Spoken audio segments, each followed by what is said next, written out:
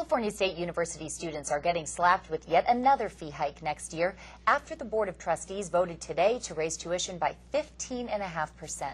Action News reporter Audrey Asistio spoke with frustrated Chico State University students who say the continuous tuition increases are unfair. She's live on campus with more. Audrey? Alan and Kira, students here at Chico State University say they're fed up with tuition hikes. Now, while many of the students I spoke with here say they understand why the increases are necessary, they say there's only so much they can handle. It's just really upsetting because, I mean, education is state education is supposed to be affordable, and for someone like me, I've been paying my own way. And it's difficult. It's been really, really difficult. I definitely think that it's kind of due to, previous generations, and now we get the short end of the stick here, and I don't think we deserve it at all. Chico State students say they're fed up with tuition hikes. Tuition for Cal State students already rose 30% over the past year. Next year, they're getting hit even harder. On Wednesday, the CSU Board of Trustees approved a plan to raise tuition for undergraduate, graduate, and credential programs by 15.5% by next fall. Tuition will rise by 5% in the winter and spring terms and another 10% next fall. Chico State students say the recent decision is going to make their lives a lot harder. It's really unfortunate, and for me, I didn't qualify for financial aid at all, so it's going to be my parents, and luckily I did save up for college, but I know I'm going to end up having to get a job. We are stuck here, and I don't want to go to community college. I love it here in Chico, and I guess we could start a student protest group. I don't know how much that's going to do, but it's about the only thing I could think of, but really, we kind of don't have a voice. By next fall, a California resident undergraduate will pay more than $4,800 a year. It's an increase many students say they can no longer handle. There has to be some other solution, I feel. Now, CSU trustees say they needed to raise tuition fees again to offset deep state funding cuts that have led to furloughs, fewer courses, and enrollment reductions. Reporting live at Chico State University, I'm Audrey Asistio for Action News. All right, thanks for that, Audrey. A Redding man has turned himself into federal authorities in Sacramento in connection with a mortgage fraud scheme. 30-year-old Brandon Hanley, and with two others, is charged with wire and mail fraud and money laundering. Authorities say the men altered appraisal documents and title reports to get $5 million worth of mortgage loans and more than $1 million in cash-out loans. 9 of the properties are in Redding.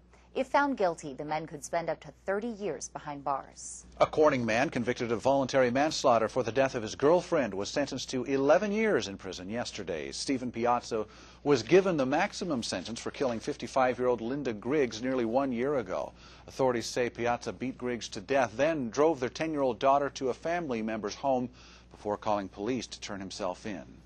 Last night, we introduced you to a woman who suffered through years of domestic violence, and unfortunately, the abuse did not end with that first relationship. Action News reporter Elizabeth Gadley is live at the Redding Broadcast Center with the conclusion of Scarlett's story and where she is now in part 2 of this special report. Elizabeth. Alan, Kira, Scarlett unfortunately went from one bad relationship to another. Tonight, you'll hear in her own words what it finally took to end this vicious cycle of violence. A year after nearly being killed by her boyfriend, Scarlett met another man, Jason. They got married and had a daughter, but there was no happily ever after, and the nightmare of abuse started all over again.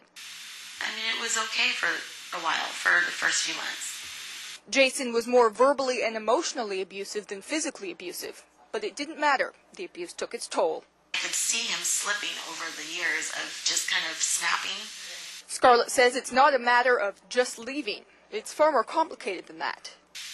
It was this sense of, this is my husband, this is the father of my child, this is my family. Financial was a very big part of it, and it wasn't a materialistic thing. It was just how am I going to keep a roof over our heads, and how do I provide for my child? We know that from statistics, it takes a woman anywhere from 5 to 7 times of some really traumatic abuse before they will eventually leave a situation. One weekend, Scarlett and Jason took a trip out of town. He brought his shotgun with him. On the ride home, Scarlett knew something was very wrong. He said, we're going to go out to the cemetery. And he said, I'm going to kill you. Nobody's going to find you. I'm going to take our daughter and nobody will ever find her. Remembering that the last people she called were her parents, she pressed send and started talking. Her mother called Jason and threatened to call the police if he didn't bring Scarlett home. After the ordeal was over, Scarlett filed for divorce, got a restraining order, and started working with Crime Victims Assistance. Jason violated the restraining order several times and spent a month in jail. Then just as Scarlett was starting to get her life back on track, she was told she would have to move. We convinced her that for her own safety, because the perpetrator was in the community, that she needed to leave the area right away. Scarlett says it seemed drastic at the time, but now she realizes it was something she had to do. Do you be somewhat dramatic? But is it really being dramatic? Is it being protective? Is it having that survival instinct? I need to start looking at it for what it really is. Scarlett eventually moved back and is now helping other victims. She's especially passionate about the new Shasta Family Justice Center. The center has access to everything a victim needs under one roof, including police, legal services, even food, clothing, and shelter. You can leave that, and you can be okay. It will still hurt, but you can survive. The Shasta Family Justice Center has been open for more than 2 months, and in that time, workers have helped more than 80 people. If you or someone you know need help, we have news links to the Justice Center and Shasta Women's Refuge on our website. Live in Redding at the Mount Shasta Mall, I'm Elizabeth Gadley for Action News. Thanks very much for that, Elizabeth. Redding Soar Optimist International got an early start on Veterans Day by making a generous donation. Club members presented a check for $3,000 to help build a memorial chapel at the Northern California Veterans Cemetery. The building is needed so veterans' families can have an indoor shelter from bad weather while attending veterans' funerals or memorial services.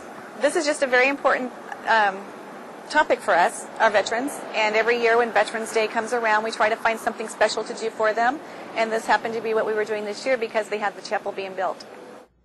The Memorial Center in Igo has been designed to accommodate any religious denomination or non-religious service. When finished, it will be donated to the state, which owns and operates the cemetery. An open house provided veterans and others with an update on construction of the long-awaited Veterans Home in Redding. It's been built on Knighton Road and will include 150 beds when complete. The home's director says the walls should be going up soon and that the $88 million project is right on schedule. That was good news for local veterans. Here we are today, some years later, quite a few years later, and it's become a reality. And so the veterans are very, very pleased and very excited about what's going on.